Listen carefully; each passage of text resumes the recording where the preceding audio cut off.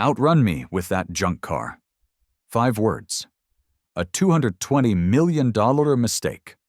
Landon Whitaker III is a CEO, a millionaire, a member of the most exclusive country club in Scottsdale. On a March afternoon, he pulls his white Lamborghini alongside a 1972 Chevrolet Camaro at a red light. The paint is faded. The chrome is dull. Landon sees junk. He steps out. He circles the car. He looks at the black driver and laughs. "What are you doing here? This isn't your kind of neighborhood. Then outrun me with that junk car. I dare you." Then he bets his entire company. He loses the race by 14 seconds. He loses his company in 90 days because that black driver, he wasn't nobody. Landon Whitaker looked at a black man in an old car and saw someone beneath him. He was wrong. It cost him everything. Stay until the end. You'll want to see who was really behind that wheel. 6:00 in the morning, Scottsdale, Arizona.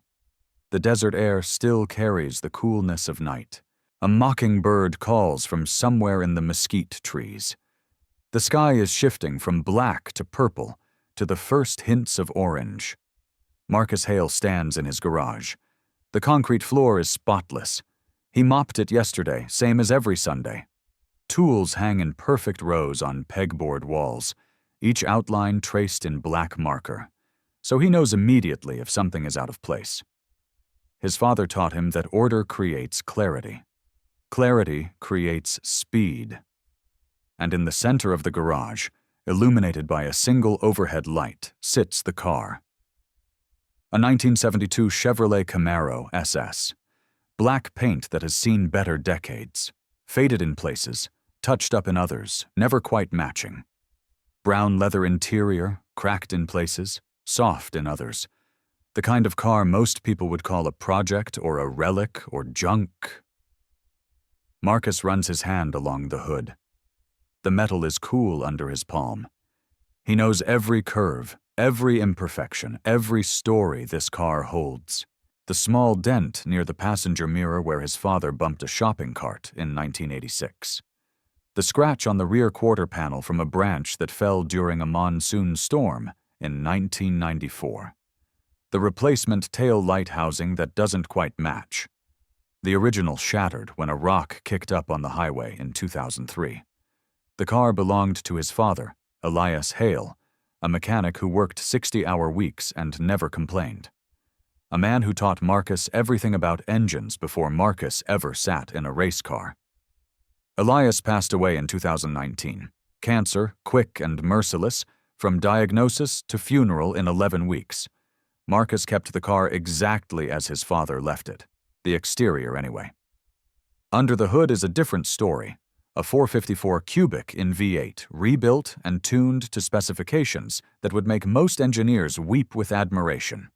Forged internals, custom camshaft, headers that Marcus fabricated himself in a friend's machine shop. But from the outside, it looks like what it is. A 52-year-old American muscle car that has seen better days. There are no trophies in Marcus's house, no championship rings on display, no framed photographs of podium celebrations.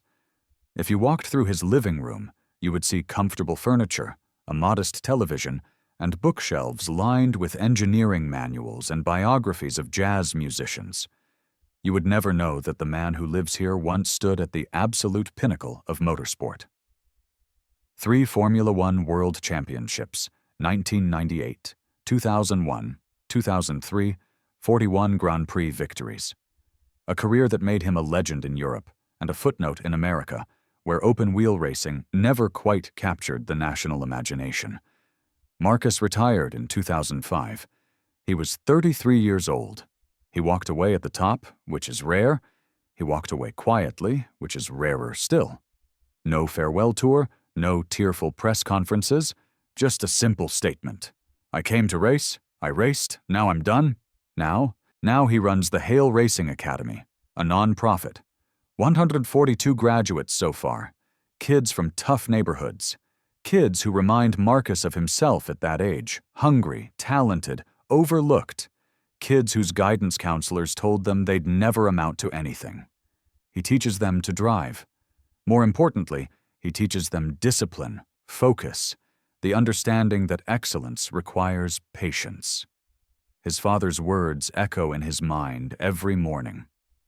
Don't explain who you are, let them see.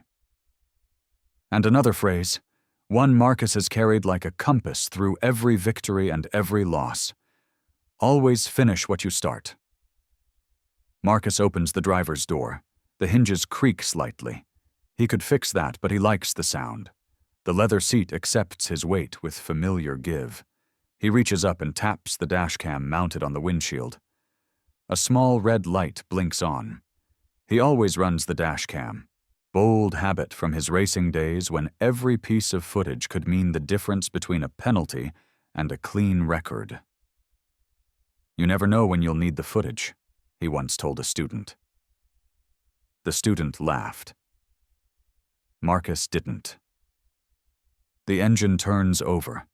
That deep V8 rumble fills the garage, vibrates through the steering wheel, settles into Marcus's chest like a second heartbeat.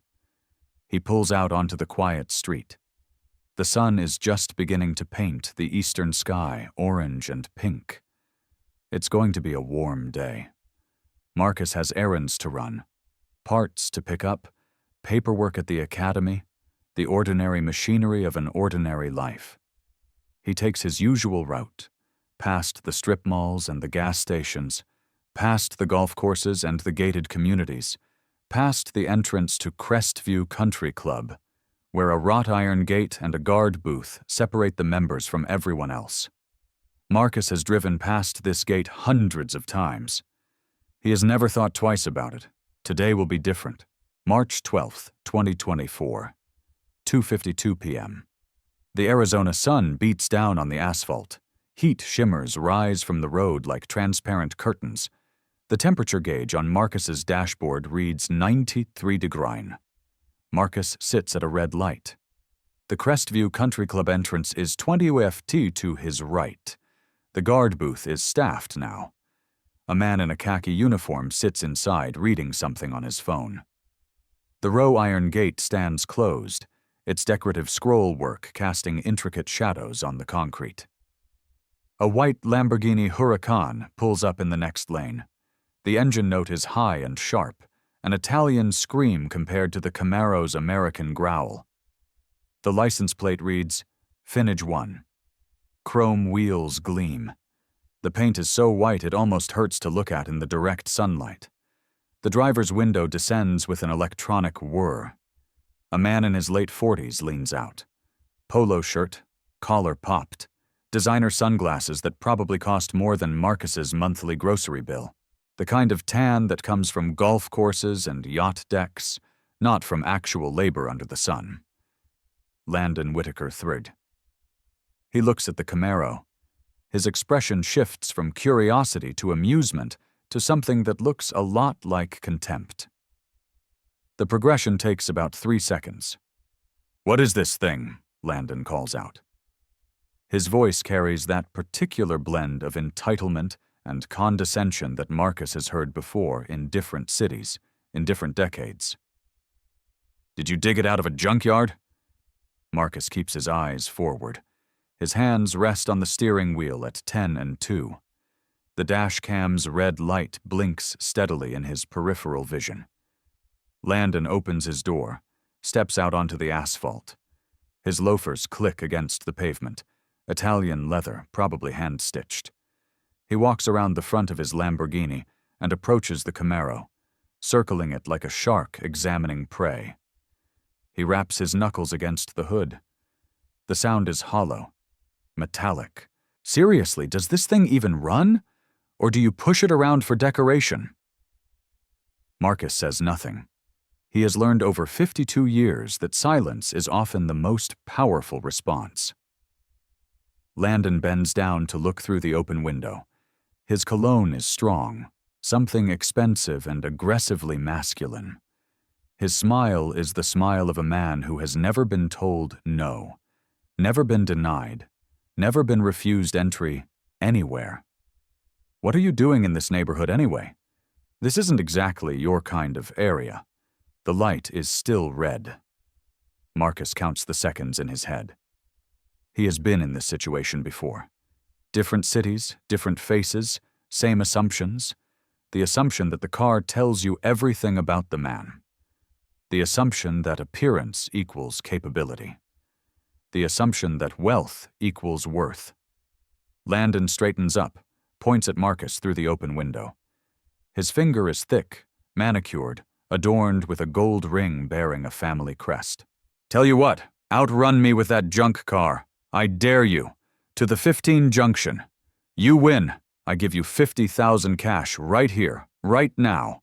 Marcus turns his head, looks at Landon for the first time, studies the man's face, the arrogance, the certainty, the complete absence of doubt. And if you win, you never drive through this neighborhood again. You take your junk car and disappear. Landon grins, showing teeth that have clearly benefited from expensive orthodontics. Deal? Make it interesting. Landon's grin falters for just a moment. 50,000 isn't interesting enough for you? Your company? The grin disappears entirely. Landon stares. My company, Peak Finance. You want me to bet $220 million against this? He gestures at the Camaro, a sweeping motion of disbelief. This heap of scrap metal? You said it was junk. Marcus's voice is calm, level, the voice of a man who has stared down opponents at 200 m fort. Should be easy money. Something flickers in Landon's eyes. Pride. Ego. The absolute certainty of a man who has never lost anything that mattered. The certainty that comes from a lifetime of winning simply because losing was never permitted. Fine. Landon leans in close. His voice drops to something that's almost intimate. You want my company? Outrun me with that junk car and I'll sign over every single share of Peak Finance Corp. But when you lose, and you will lose, you hand me the keys to this pile of garbage and I never see your face again. Deal. Deal. Landon extends his hand. Marcus looks at it, does not move. I don't shake on bets, Marcus says. I finish them. In the guard booth of Crestview Country Club, a security officer named Tyrone Brooks watches through the window. He has worked here for 7 years. He has seen Landon Whitaker do this before. The confrontations, the insults, the alpha male posturing, always with the same type of target, always with the same casual cruelty. Tyrone shakes his head slowly. He doesn't know who the man in the Camaro is, but something about his stillness, his calm, his complete lack of fear. Something tells Tyrone that Landon Whitaker has finally picked the wrong opponent. The light turns green. Both engines rev, the route is simple. 2.3 Misort to the Highway 15 junction. 2 straightaways, 2 curves, light traffic at this hour.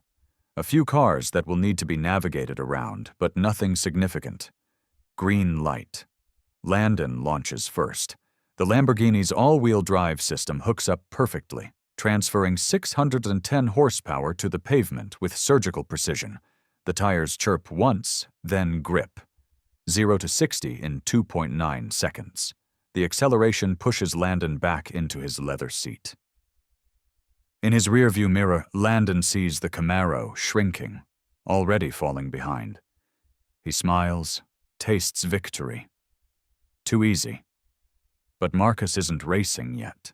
He's waiting, feeling the road through the steering wheel, through the seat, through the pedals, listening to his engine, reading the pavement ahead. In Formula One, the start is important. What comes after is everything. The first curve approaches. A gentle right-hander, maybe 30-hundig.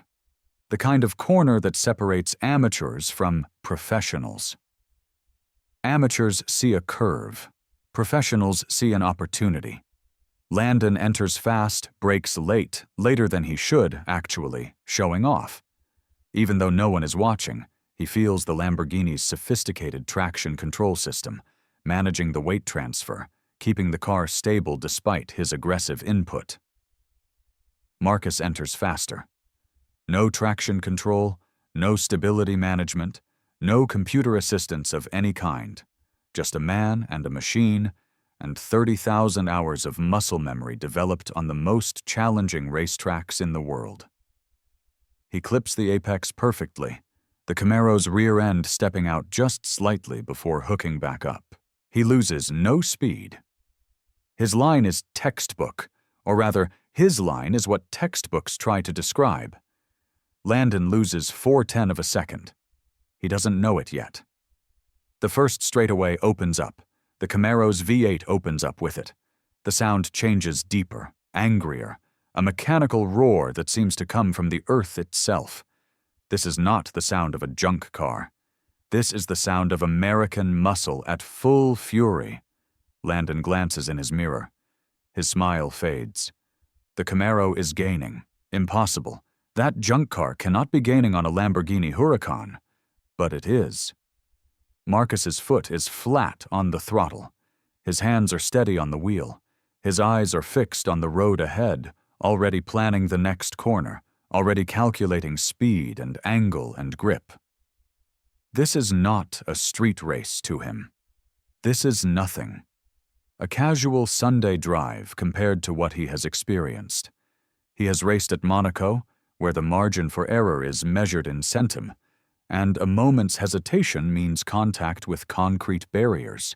He has raced at Spa, where rain turns the track into a mirror and the brave separate themselves from the merely talented. He has raced against the best drivers in the world, wheel to heel at 200 mph with millions of people watching. Landon Whitaker is not even in the same category. Landon Whitaker is not in any category that matters. The second curve, a sharper left-hander may be 45 mph. This one requires commitment. This one separates those who believe in their abilities from those who merely hope. Landon brakes too early. Fear finally creeping into his calculations. His subconscious knows what his conscious mind refuses to accept. He is being hunted. Marcus doesn't brake at all, doesn't he? Trails the throttle, rotates the car with weight transfer alone, and exits the corner with the Camaro's nose pointed straight at Landon's rear bumper. The maneuver is so smooth, so effortless that it looks like the car is driving itself. It isn't. Marcus is simply that good. They are side by side now. The rumble of the V8 mixes with the scream of the V10. American muscle against Italian engineering. History against technology. Experience against equipment. Landon looks left. For the first time, he sees Marcus's face clearly. Calm, focused, almost bored. The face of a man who has done this so many times that it no longer requires conscious thought. The final straightaway, 500 mph to the junction. Landon floors it. The Lamborghini screams forward, every one of its 610 horses straining against gravity and air resistance. The Camaro screams louder. Marcus passes Landon like Landon is parked. The gap opens 1 car length. 2, 3, 4. By the time they reach the junction, Marcus is so far ahead that he has time to slow down, pull over to the shoulder, turn off his engine, and open his door before Landon's Lamborghini even crosses the invisible finish line. 14 seconds. Not a gap, a chasm, a canyon, a distance that no amount of horsepower could have overcome. Landon pulls up behind the Camaro. His hands are shaking on the steering wheel. His face is red, not from exertion, but from something else. Disbelief, rage, humiliation, the unfamiliar sensation of being completely, utterly outclassed. He steps out of the Lamborghini. His legs feel unsteady. He walks toward the Camaro where Marcus is leaning against the driver's door, arms crossed, waiting. "You cheated." Landon's voice cracks. "There's no way that junk car beat me fairly. It's modified. It's illegal. This doesn't count. I want a rematch. There's no rematch clause in Outrun me with that junk car." Marcus's voice is quiet but firm. "You said it." "I did it. A bet is a bet." Landon stands in the Arizona sun, sweat beating on his forehead, his $300,000 Lamborghini cooling behind him. He has never lost a bet. He has never been beaten like this. He has never felt so small. "Look," he says, trying to regain composure. "This was a joke, a figure of speech. No one actually expected? You said," and I quote, "Outrun me with that junk car and I'll sign over every single share of Peak Finance Corp." Marcus's voice does not waver. "I have it on video, word for word. That's a contract." "You can't be serious. You think any court in America would enforce a roadside bet between strangers? I think a court would watch the video. I think they'd hear you say those exact words twice, actually. And I think they'd ask you to honor your bet." Landon's composure cracks completely. His face twists with something ugly. Not just anger, but fear. Real fear. The kind that comes when you realize your mouth has written a check your wallet can't cash. "Who the hell do you think you are? Do you have any idea who I am?" "I'm Landon Whitaker. I built Peak Finance from nothing. I employ 400 people. I sit on 3 boards. I golf with senators. You're nobody. You're just some guy in a junk car." Marcus remains motionless. His arms are still crossed. His expression has not changed. "I'm the guy who just beat you by 14 seconds, and I'm the guy who's going to own your company." Landon's hand goes to his pocket. He pulls out his phone. His fingers are trembling as he dials 3 numbers. "I need police immediately." "Crestview Country Club entrance, Highway 15. There's a black male threatening me, trying to extort me. He's demanding my company." "Yes, I'll hold." The words hang in the air like smoke. Marcus has heard variations of this script before in different cities, in different decades, always with the same casual weaponization of fear. He does not move. He does not raise his voice. He does not give Landon the reaction Landon is looking for. He waits. 8 minutes later, 2 Scottsdale police cruisers pull up, lights flashing. Officer Jamal Ellis steps out of the lead vehicle. He is 29 years old, relatively new to the force, and he carries himself with the careful professionalism of someone still learning the weight of the badge. Landon is already talking before Ellis reaches them, words tumbling out in a rush of indignation and accusation. "Officer, this man is trying to steal my company. He's delusional. He's dangerous. I don't know what he's on, but he's making threats. Arrest him." Ellis holds up a hand, turns to Marcus. Body camera recording. The red light visible on his chest. "Sir, can you tell me what's happening here?" "This gentleman bet his company stock against my car in a race," Marcus says. His voice is steady, factual, without emotion. "He lost. I'm asking him to honor the bet. I have dashcam footage of the entire conversation and the race." Ellis's eyebrows rise slightly. "May I see the footage?" Marcus nods. He retrieves his phone from his pocket, connects to the dashcam's Wi-Fi, and pulls up the video. He hands the phone to Ellis. The officer watches in silence. He hears Landon circle the Camaro and call it junk. He hears Landon issue the challenge. He hears Landon say, 220 million. He hears Landon say, every single share of Peak Finance Corp. He watches Marcus win the race by a margin that makes the Lamborghini look like it was standing still. When the video ends, Ellis looks at Marcus, then at the Camaro. Really looks at it this time. Then he pulls out his own phone and begins typing. Running the plates, the database returns quickly. Registered owner, Hale Racing Academy. Vehicle history, competition use, racing classification, Formula 1. Ellis types again. Google search, Marcus Hale. The results populate instantly. Images of a younger Marcus on podiums around the world, champagne spraying against cloudless skies, trophies raised in triumph, headlines from European sports pages. Hale claims third world title. The quiet champion dominates again. Marcus Hale, the greatest American in F1 history. Ellis lowers his phone. His expression has changed completely.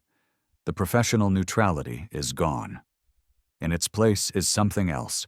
Recognition, respect, and the dawning realization that this traffic stop has become something much more interesting.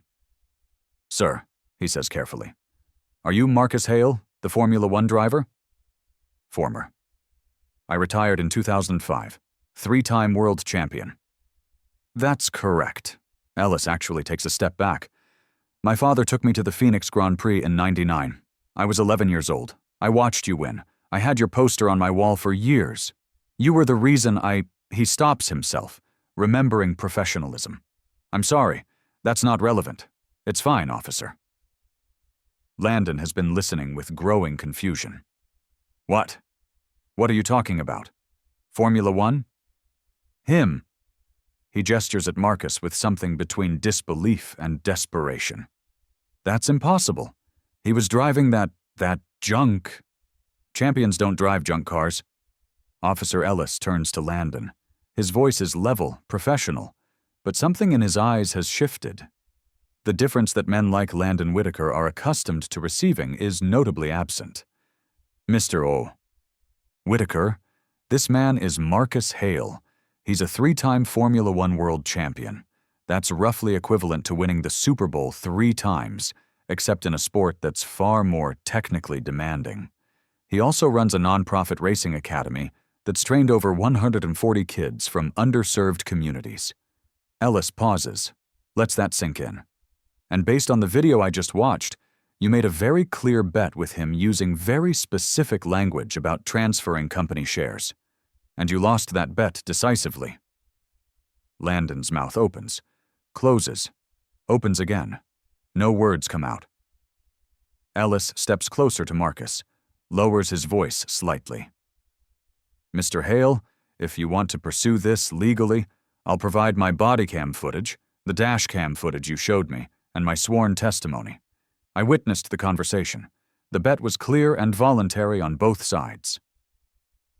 I appreciate that, Officer Ellis. For what it's worth, sir. Ellis hesitates, then continues. What you've done with the academy, training kids, giving them a chance, that matters more than any championship. At least that's what I think. Marcus nods. No pride in the gesture. Just acknowledgement. Landon steps forward. His voice is rising, desperation bleeding through the anger. You can't do this. I'll sue. I'll sue both of you. I'll sue the police department. My lawyers will destroy you. You have no idea what kind of resources I have. Ellis holds up a hand. Mr. Whitaker, I'd recommend you call your lawyers because from what I saw, you made a bet you lost. And now you owe this man a company. Everything else is above my pay grade. Landon stares at Ellis, at Marcus, at the Camaro with its faded paint and its hidden power. His face cycles through emotions, rage, disbelief, calculation. Then something settles, a cold determination. This isn't over, he says. Not even close. If you've ever been underestimated because of what you drive, what you wear, or what you look like, stay with me. This story is about to get personal. March 15th, 2024. Marcus sends a formal letter to Landon Whitaker III demanding the transfer of all Peak Finance Corp shares in accordance with their verbal agreement of March 12th. The letter is polite, professional, legally precise. It gives Landon 14 days to comply. Landon does not respond. Instead, on March 22nd, Marcus receives a different kind of letter. Thick envelope, embossed return address. The law firm of Barrett Lang and Associates. A lawsuit filed in Maricopa County Superior Court. $10 million in damages.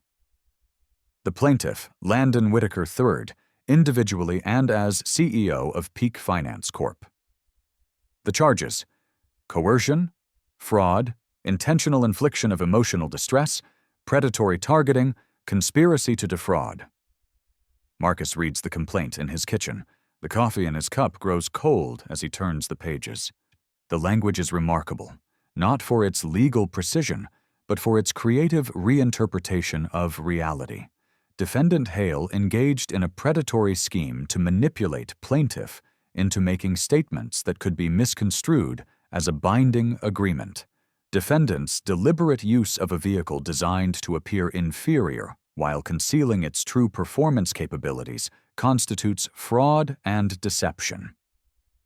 In other words, Marcus's crime is driving a car that looked slower than it was. Defendant's presence in the Crestview neighborhood on the date in question was not coincidental, but rather part of a premeditated plan to identify and target vulnerable, high-net-worth individuals.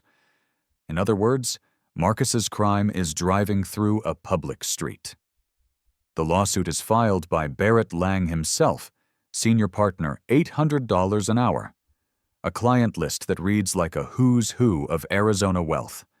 CEOs, politicians, at least 2 celebrities who made very bad decisions and needed those decisions to disappear. Barrett Lang does not lose cases. He buries them. He delays them. He makes them so expensive that opponents simply give up. The media spin begins within hours of the filing. Sources close to Landon Whitaker tell local reporters that Marcus Hale is a professional con artist who targets wealthy individuals using deliberately deceptive vehicles. The phrase entrapment scheme appears in 3 different articles by the end of the day. By the end of the week, cable news talking heads are debating whether Marcus should face criminal charges. The narrative is being written in real time, and Marcus is losing control of it. Within a week, Marcus's world begins to contract in ways he didn't anticipate. 2 major sponsors of the Hale Racing Academy withdraw their funding. Both are members of Crestview Country Club. Both cite changing organizational priorities without further explanation. Combined, they represent 40% of the Academy's annual operating budget. A third sponsor, a local automotive dealership, calls to say they're reviewing the relationship. Marcus knows what that means. Local attorneys refuse to take Marcus's case. The first 2 cite scheduling conflicts. The third mentions potential conflicts of interest. The fourth is more honest in a hushed voice over coffee. I'm not going up against Barrett Lang. The man has ruined careers, not for any amount of money.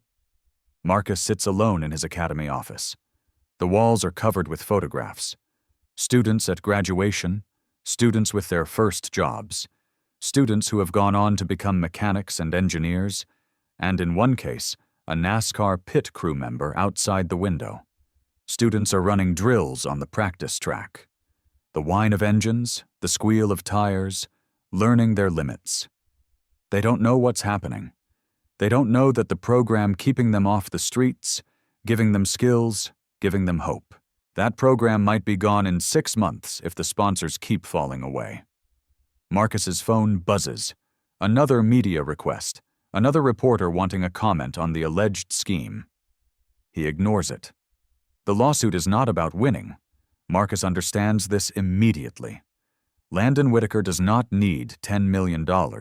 He has $220 million. He needs delay, obfuscation, the opportunity to bury Marcus in legal fees, discovery requests, depositions, and motions until the original bet becomes a footnote in a case file. This is how the system works. This is how men like Landon Whitaker have always operated, not through strength or merit, but through attrition, through the simple, brutal reality that justice is expensive, and most people cannot afford the admission price. Marcus picks up the phone, calls his personal attorney, a man named Douglas, who handles his taxes and academy paperwork, and has never handled anything close to this. Doug, I need you to find me someone who isn't afraid of Barrett Lang. A long pause. Marcus, that's a very short list. I don't care how short it is. Find them. He hangs up, walks to the window, watches his students take corners, learning the physics of weight transfer and grip, learning the patience that speed requires. His father's voice echoes in his memory. Always finish what you start. Marcus has never walked away from anything in his life. He walked away from Formula One, but that was a victory lap, not a retreat. He has never surrendered, never accepted defeat that wasn't earned. He's not about to start now. In his lawsuit filing, Landon Whitaker III maintains that his statements during the March 12th encounter were hyperbolic jest and never intended as a binding offer. His attorney, Barrett Lang, issued a statement. Mr. Whitaker was the victim of a calculated scheme designed to extract financial concessions through psychological manipulation. The so-called bet was nothing more than casual banter taken wildly out of context by an individual with clear predatory intent. We are confident the courts will see through this conduct and hold Mr. Hale accountable. Nora Finley has been a reporter at KTV's 12 for 11 years. She has covered corruption, fraud, institutional failures, and the occasional feel-good story to balance out the darkness. She has won 2 regional Emmys. She has sources in the police department, the courthouse, and half the businesses in Phoenix. And she has learned to trust her instincts. Her instincts tell her that the Marcus Hale story is bigger than a bet. The tip comes from an anonymous email, an employee at Crestview Country Club. She doesn't know which one yet. The message is simple. Landon Whitaker has done this before. Check the security footage. Ask about the others. The others. Nora meets Marcus at a coffee shop in downtown Phoenix. Neutral territory. He brings his laptop. She brings a legal pad and a recorder. She watches the dashcam footage twice, taking notes, pausing to write down exact quotes. When it ends, she looks up. "This is clear," she says. "He said the words. He made the bet. He raced. He lost. But to beat Barrett Lang in court, you need more than clear. You need overwhelming. You need pattern. You need context. What do you need from me? Access, cooperation, and patience. This kind of investigation takes time. If I rush it, if I make mistakes, Lang will bury me too." Marcus nods. "You have all 3. Nora begins to dig. Her first break comes from the anonymous source who turns out to be Tyrone Brooks, the security guard who watched the confrontation from his booth. Tyrone agrees to meet off the record at a diner near the airport. Then, after Nora explains what she's looking for and why, he agrees to meet on the record. Then, crucially, he agrees to provide something invaluable: access to the club's security camera archives.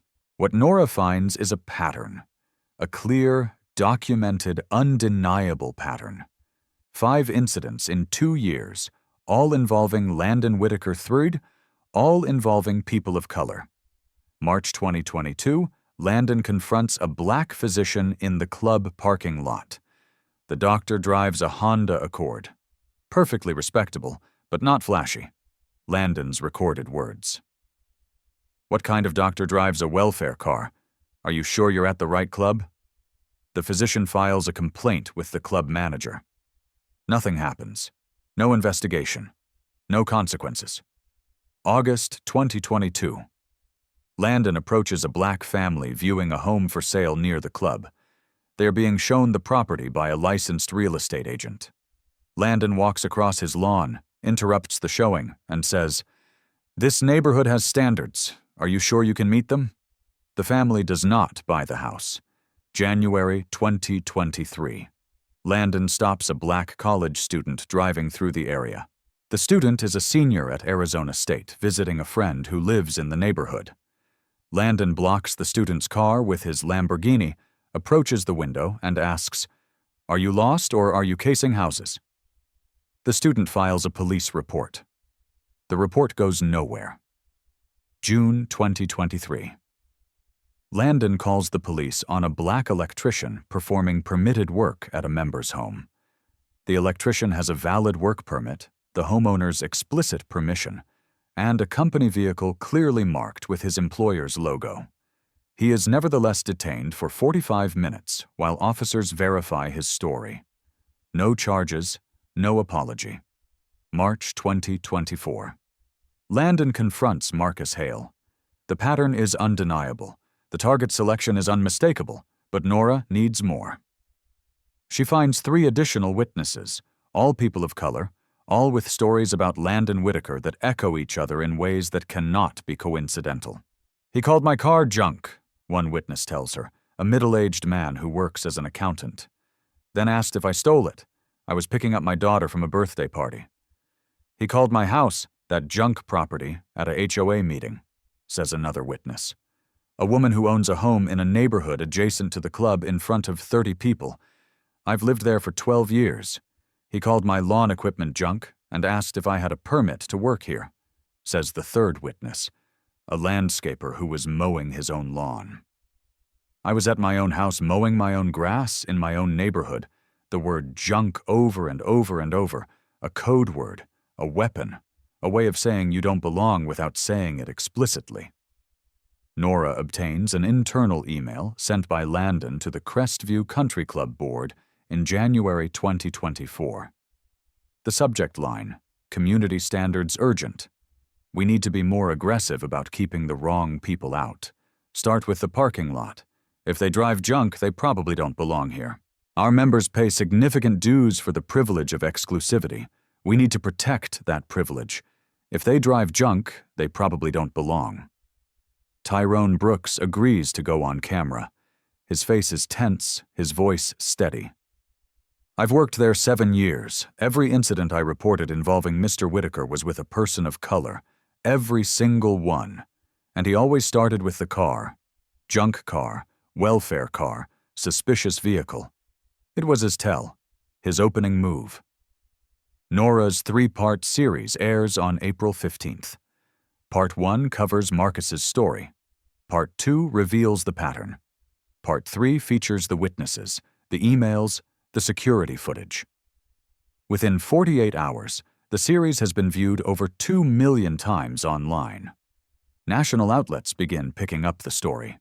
The phrase junk car racism enters the national vocabulary. The tide of public opinion shifts dramatically. But something else happens.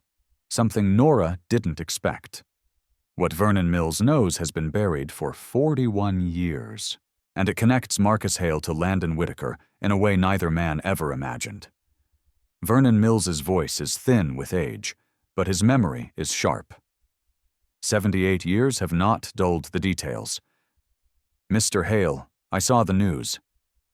I knew your father, Elias. He worked at Crestview Country Club back in the 80s. A pause, the sound of an old man gathering difficult memories. Did he ever tell you about that? Marcus's grip tightens on the phone. My father never mentioned that club. Not once in my entire life. He wouldn't have. Vernon Sizes. He was a mechanic there, 1979 to 1983. Best mechanic they ever had. Could diagnose an engine problem just by listening to it idle. Members loved him, requested him specifically. What happened? They fired him. September 1983 said he stole car parts, expensive parts, catalytic converters, alternators, high-end components. Except he didn't steal anything. He would never. Silence on the line. Marcus can hear his own heartbeat. Vernon continues. Landon Whitaker's father, Landon II. He was club president back then. Some inventory went missing. Real theft by someone who was never caught. Instead of investigating properly, they needed a scapegoat, someone to blame, so the members would feel safe. Your father was convenient. Convenient, black, quiet, no connections, no family with money or lawyers, no one to fight for him. Marcus's jaw tightens. His father never spoke about this, not once in 52 years, not on his deathbed, not ever. Why didn't he fight it? He had a son. Vernon's voice softens. 11 years old. And that's you. He didn't want you growing up watching your father get destroyed by people with more money and more lawyers. He didn't want you to learn that the world was rigged against people like you. So he walked away, got a job at a dealership downtown, never spoke about it again, never spoke about the Whitakers, never spoke about the club. Vernon still has the paperwork, a copy of the termination record he kept when he tried to help Elias file a complaint that went nowhere, killed by lawyers and silence. Employee, Elias James Hale. Employee ID number 1-52, terminated 0914-1983. Reason theft of club property authorized by Landon R. Whitaker II, club president. 2 generations of Whitakers, 2 generations of Hales, the same club, the same lies, the same pattern of destruction. 1983, Landon Whitaker II destroys Elias Hale with a false accusation.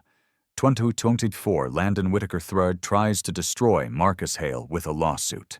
Marcus sits in his garage that night.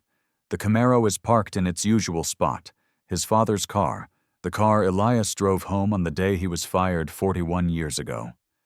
The car he kept running, kept polishing, kept passing down because it was all he had left of his dignity. Marcus didn't know. He knows now. This isn't about $220 million anymore. This is about finishing something his father was never allowed to finish. The support begins as a trickle.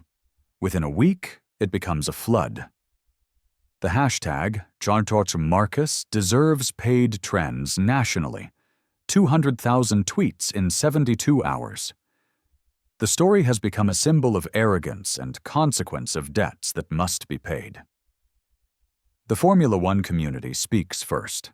A former rival posts, Marcus Hale was the cleanest, fastest driver of his generation. If he says there was a bet, there was a bet. A former teammate adds, I've known Marcus for 30 years. He doesn't lie, and he definitely doesn't lose races. Mate, a current driver chimes in. That junk car would smoke half the cars in my garage. Marcus built it himself. A GoFundMe for legal defense reaches $420,000 in 60 hours. And then Lena Vargas arrives. Lena is 55 years old, 30 years of civil rights litigation, 6 victories against Barrett Lang specifically. She reviews the dash cam footage in Marcus's kitchen. When it ends, she looks up.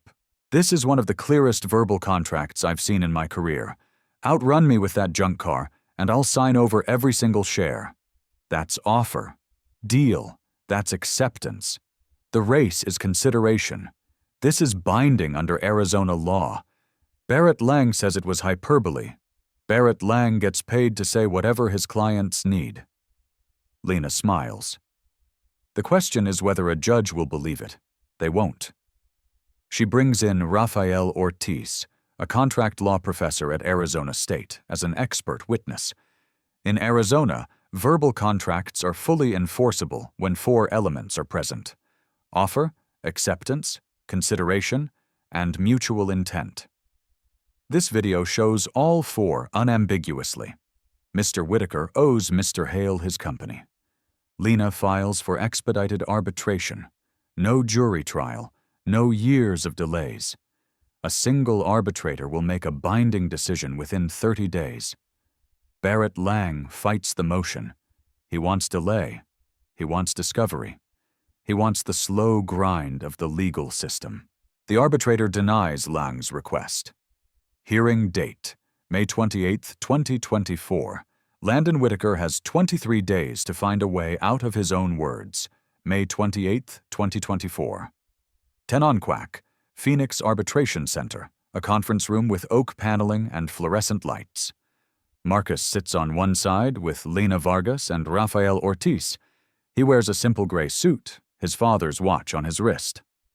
Landon sits on the other side with Barrett Lang and 4 junior associates. His suit costs more than most cars. His fingers drum the table, never quite still. The arbitrator is the Honorable Clara Donovan, retired after 25 years on the bench. No patience for theatrics. Lena speaks first. This case is simple. A man made a bet. He lost. Now he doesn't want to pay. We're here to make him pay. The dashcam footage plays on a large screen.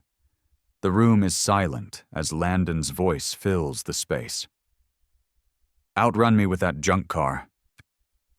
I dare you, and then outrun me with that junk car and I'll sign over every single share of Peak Finance Corp. Rafael Ortiz presents his analysis. 4 elements of contract formation, all present, all documented. Officer Ellis's sworn statement is read. I witnessed the aftermath. Mr. Whitaker clearly understood he had lost a bet. His attempts to avoid paying are consistent with someone who knows they owe a debt. Barrett Lang rises. This was a jest, mere puffery. No reasonable person would interpret, "I'll sign over every share literally." Lena's response is immediate. When someone says, "I'll give you $1 million," and then actually participates in the condition, in this case a race, it's no longer hyperbole. Mr. Whitaker got in his car and raced. He performed. That makes it a contract. Barrett Lang addressed the arbitrator. "The media coverage has created an atmosphere of prejudice against my client. Mr. Whitaker's comments were taken out of context. We maintain that no binding agreement was formed." Judge Donovan turns to Landon. "Mr. Whitaker, did you say the words, 'Outrun me with that junk car, and I'll sign over every single share of Peak Finance Corp.'" Landon's lawyer starts to object. Donovan silences him with a look. "Answer the question." Yes, but I didn't mean, did you then participate in a race with Mr. Hale?" "Yes, but, and did you lose that race?" Silence. "Yes." Judge Donovan reviews her notes. Then she looks up. "The video evidence is unambiguous. Mr. Whitaker made a clear offer. Mr. Hale accepted. Both parties performed. Mr. Hale won. Under Arizona contract law. This constitutes a valid, enforceable verbal agreement." She pauses. "Mr. Whitaker is hereby ordered to transfer 100% of his shares in Peak Finance Corp. to Mr. Hale within 7 calendar days." Landon's face goes white. Barrett Lang closes his folder. Does not look at his client. Thick. 7 days later, June 4th, 2024, Lena Vargas's conference room. Landon sits across from Marcus. Between them, a stock transfer agreement. Landon's hand shakes as he signs. He pushes the paper across, stands without speaking, walks out without looking back. Marcus picks up the document, looks at the signature, folds it carefully, places it in his jacket pocket. "You called my car junk," Marcus says to the empty doorway. "Now it owns your company." 6 months later, December 4th, 2024. Peak Finance Corp. No longer exists. In its place stands Hale Ventures. Marcus sold 60% of the shares to investors who passed his ethics screening. The remaining 40% generates enough income to fund what matters, $100 million. That's the number Marcus deposited into the Hale Racing Academy Endowment Fund. Enough to operate for 200 years. 5 new locations: Phoenix, Tucson, Albuquerque, Las Vegas, Los Angeles, 800 students, full scholarships for everyone. Landon Whitaker III filed for bankruptcy 3 months after the transfer. The Scottsdale house sold for $4.2 million. The Lamborghini sold too, purchased by a former Academy graduate. Landon lives in Ohio now with his brother in a guest bedroom. His calls go unanswered in Phoenix business circles. The club lost 45% of its membership after Nora's investigation. New policies prohibit discrimination based on vehicle appearance or perceived socioeconomic indicators. Officer Jamal Ellis was promoted to sergeant. He teaches at the police academy now, a lecture called "Doing the Right Thing When No One's Watching." Nora Finley won a regional Emmy. She turned down a national network job to stay in Phoenix. Tyrone Brooks is now head of security at the Hale Racing Academy. 6:00 in the morning. The garage. The Camaro is parked in its usual spot.